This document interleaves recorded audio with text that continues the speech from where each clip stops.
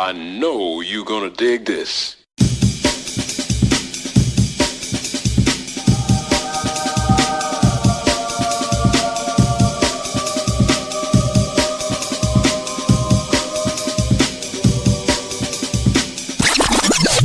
Well, hello, and welcome back to OmCatSat. Our last video was a bit of a palate cleanser. We weren't able to get into the Vedic principles as much as I would have liked to. So, I want to quickly follow up with this short video. Translation. Basically, I didn't like my last video. It didn't quite go where I had intended it to go.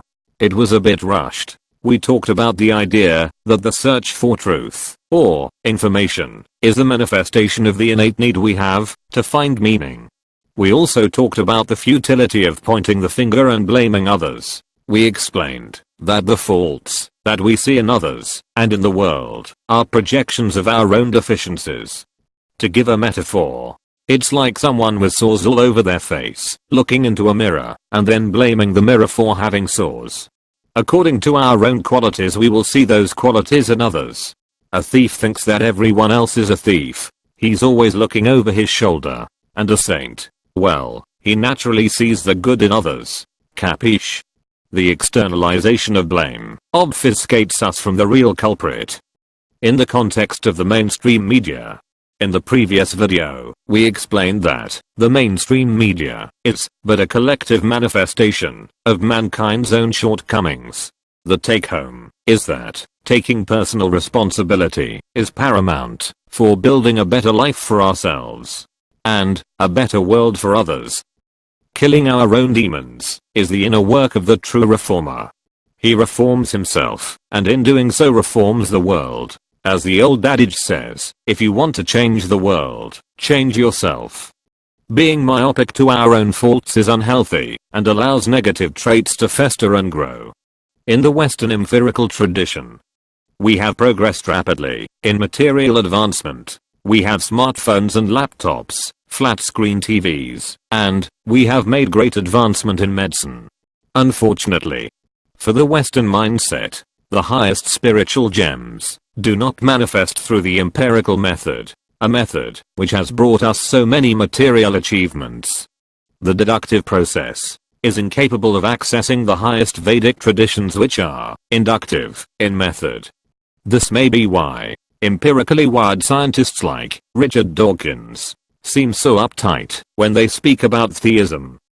Generally, scientists are very proud of their achievements, and they are also very attached to their method. Unfortunately, pride, attachment, and the empirical method are potholes on the road to spiritual enlightenment.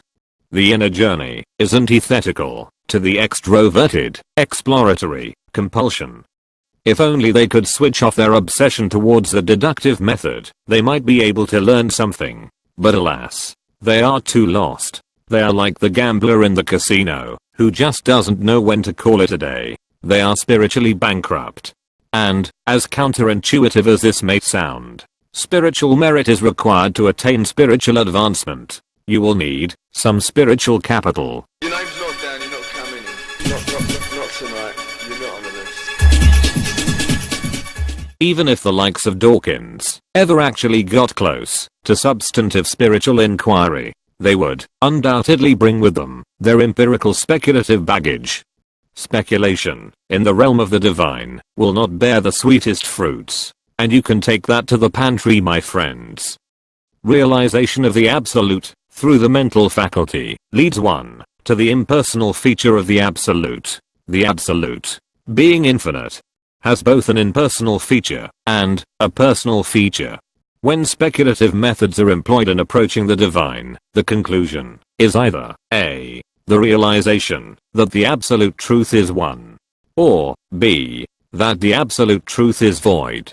If one comes under the sway of the unsavory association of the voidists, the spiritual aspirant will negate his very existence and conclude that everything is void.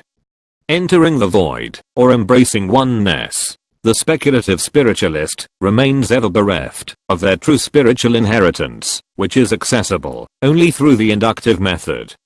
That'll do it for this one. In our next video, I guess we will talk on the inductive spiritual method. Thanks for tuning in.